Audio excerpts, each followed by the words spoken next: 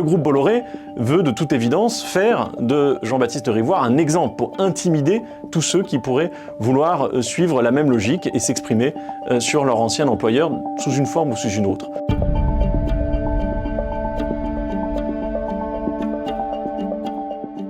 Bonjour. Je voudrais attirer votre attention aujourd'hui sur un cas qui nous préoccupe beaucoup à Reporters sans frontières, celui de Jean-Baptiste Rivoire. Cet ancien journaliste d'investigation du groupe Canal+, a parlé dans un documentaire de Reporters sans frontières intitulé Le Système B. Le Système B, c'est évidemment le système Bolloré. Et parce qu'il a parlé dans ce documentaire, il est aujourd'hui condamné à rembourser 142 500 € qu'il avait touchés dans le cadre d'une transaction de départ. Il lui est reproché d'avoir rompu la clause de non-dénigrement, qui est une clause qui avait été inclue dans son contrat. Oui, c'est quelqu'un qui gère par la terreur, c'est-à-dire qu'il n'est pas question que qui que ce soit résiste aux oukases de l'actionnaire, surtout pas en matière d'information, parce que l'information est stratégique pour lui et il veut en faire exactement ce qu'il veut, et donc les journalistes ont des petits soldats. Ce sont ces propos-là qui sont reprochés à Jean-Baptiste. Il n'y apporte absolument pas d'éléments particulièrement nouveaux, tout cela était déjà su, et pourtant, il fait l'objet d'une véritable persécution.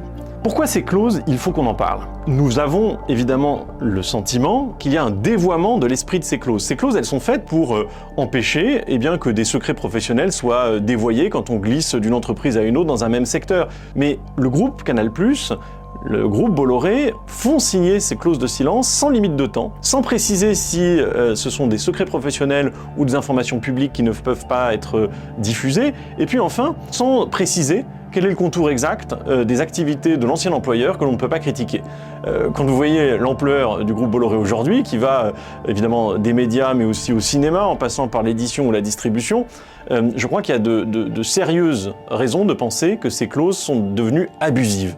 Alors, je crois que nous devons prendre conscience aussi qu'il y a une articulation nécessaire à faire entre le droit social, entre la relation entre un employeur et son employé, mais aussi la liberté de la presse. Parce que qu'est-ce qu'on pourra raconter sur ce qui se passe dans les groupes de presse, des pressions que subissent les rédactions et les journalistes, si ces clauses de silence se répandent?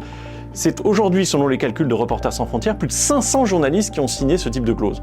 Alors le groupe Bolloré veut de toute évidence faire de Jean-Baptiste Rivoire un exemple pour intimider tous ceux qui pourraient vouloir suivre la même logique et s'exprimer sur leur ancien employeur sous une forme ou sous une autre. C'est pour ça que nous nous appelons à être solidaires de Jean-Baptiste, à manifester un soutien qui est clair, sans détour, à l'accompagner dans le procès en cassation qui s'annonce, parce que je crois que tout n'a pas été entendu, compris, perçu dans cette histoire. Reporters sans frontières, par exemple, n'a pas été invité à exprimer son point de vue dans cette audience.